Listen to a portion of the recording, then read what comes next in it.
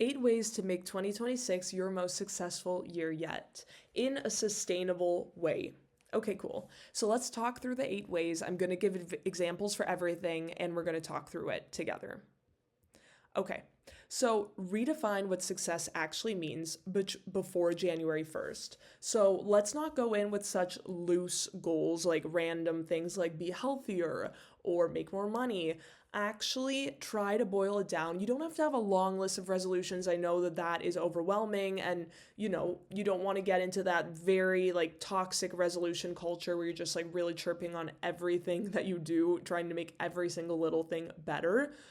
Choose a couple of key pillars that you want to improve on, but then don't actually make them so vague. You need to have like 3 to 5, like at least 3 to 5, just key goals that are just very clear. Like you know what success is, you would know when you finish them. Second of all, stop setting goals the way that we are used to. Build identity based systems. So, you want to sort of create like an alter ego or like see yourself in a new light so that rather than, oh, I'm going to go to the gym 5 times per week, you're going to become a person, you're going to be a person that would just try to go to the gym around that many times per week, right? So it's about reframing it so that it's a little bit of a softer kind of view on things. You are becoming someone new. It's not like some sort of challenge you're trying to adhere to. You are trying to become a new, evolved version of yourself. So in the beginning, it might feel like you're acting like that person, but soon, fake it till you make it, you will become that person. So, the 12-week year concept, essentially, there's also no need to see it as 12 months, right? Like you can see your year in quarters, you can see your year in seasons. So, be a little bit looser with the way that you are setting your resolution so that you don't feel intimidated, such that it's not going to be sustainable for you. And of course, things change throughout the year. What if a couple months in, you've made so much progress and all of a sudden your resolutions may not actually make sense for you anymore, right?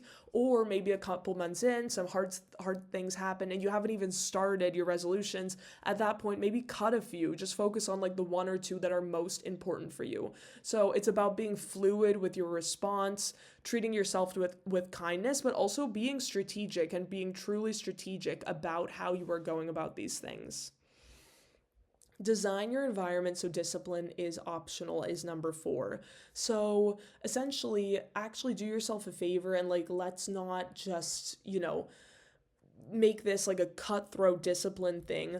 I mean, all the simple ways that we know how to do this meal prep, laying out your clothes ahead of time, making it easier for yourself to succeed, and actually doing the future you a favor by sort of designing your space so that you're able to do the best you can. Other things that might help might be sort of like reworking your space, tidying your space, making sure that, say, you're about to go study, have your books all ready to go the night before if you're wanting to have a long study session in the morning. So, design your environment so that discipline is truly optional.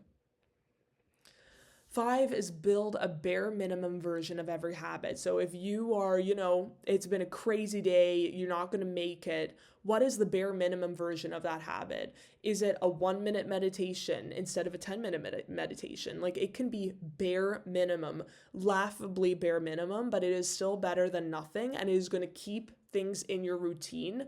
And truly over time, even if you tend to do the bare minimum version, having that bare minimum version may be the difference between you doing it at all or not doing it at all.